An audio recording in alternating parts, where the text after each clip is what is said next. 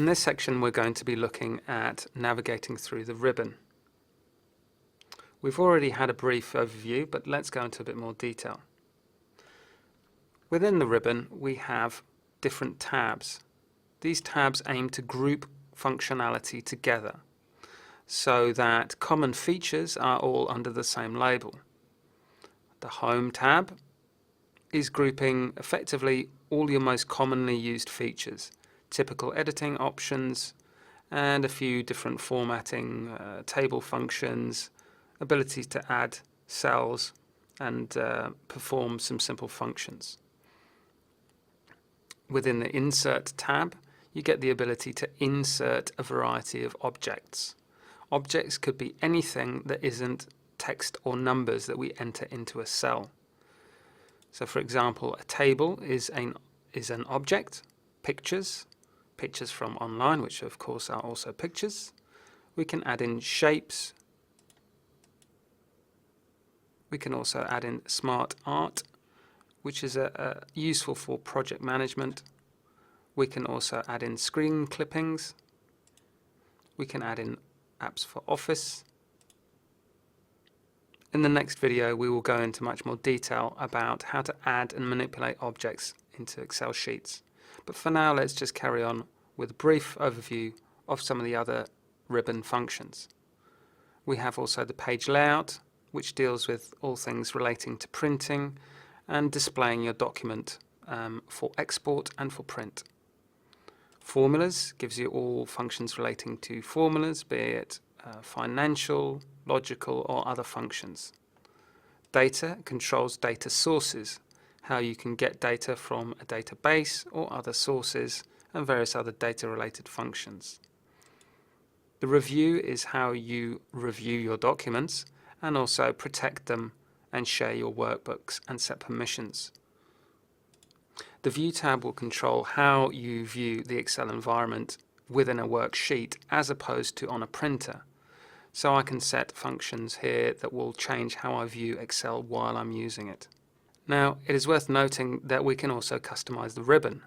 So we're going to have a quick look at options for customizing the ribbon. If I go into my More Commands option within Customizing Quick Access Toolbar, I can also have the opportunity to customize the ribbon. And here you can deselect or select and add in different tabs that you may want to add in. For example, I might want to use the Developer tab later on in these tutorials, so I'm going to click on the Developer tab. By clicking on Developer tab and clicking OK, I have now added a new ribbon tab. One other consideration about the ribbon, which is worth understanding, especially for beginners, is that the ribbon can change quite a lot in appearance when Excel itself is resized or reshaped. So for example, at the moment we're using a reasonably sized monitor, which is fairly good with a normal resolution.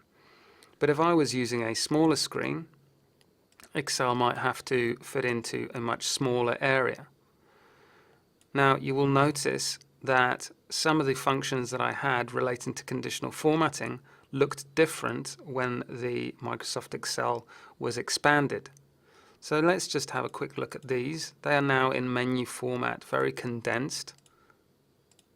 And if I expand out Excel, I will see that these menus, the buttons themselves become much bigger. And if we had an even bigger monitor, some of these grouped functions would expand even further to give me more functionality at a single click of a mouse. Now that's just worth understanding because all monitor sizes tend to be different and your Excel environment may look different to mine. That is not that we're on a different version. If you're using Excel 2013, we're on the same page. It is simply that your Excel might be on a slightly bigger or smaller screen. The other thing that's worth mentioning about the ribbon is using the ribbon and the Alt key, we can effectively discover our own shortcuts. Shortcuts are, as we know, key combinations that allow us to take a shortcut to the long-winded approach for clicking through different menus to access one particular command. So, as we did before, we added the B for bold to the Quick Access toolbar. I'm going to see if I can teach myself a new shortcut in order to make text bold. So when I press the Alt key, we will see letters and numbers appear throughout the Excel ribbon and the Quick Access toolbar. So if I wanted to bold some text from this point here, I could simply press the number 8, and that 8 would reflect the B that I have added to the Quick Access toolbar. Alternatively, I can take a different approach. I know my bold is within the Home tab, so I can press H. Within H, it is now giving me access to commands within the Home tab, and I can see that bold is associated with the number 1, so I can create a bold shortcut by pressing Alt H1. Let's just give that a try. Let's write some text in the cell, and now I'm going to try and press Alt H for home, 1 for bold. And so we see we have now created bold text.